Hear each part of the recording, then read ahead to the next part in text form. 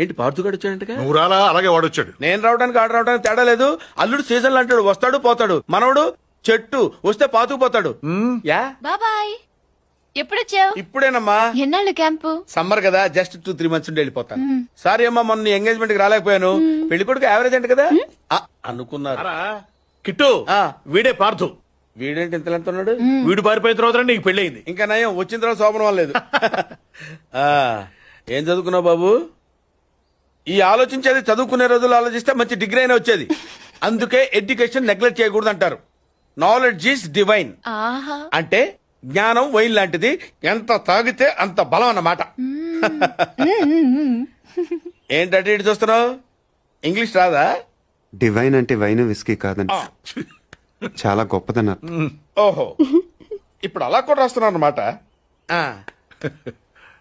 అలాగే రాస్తారు. ఓహో.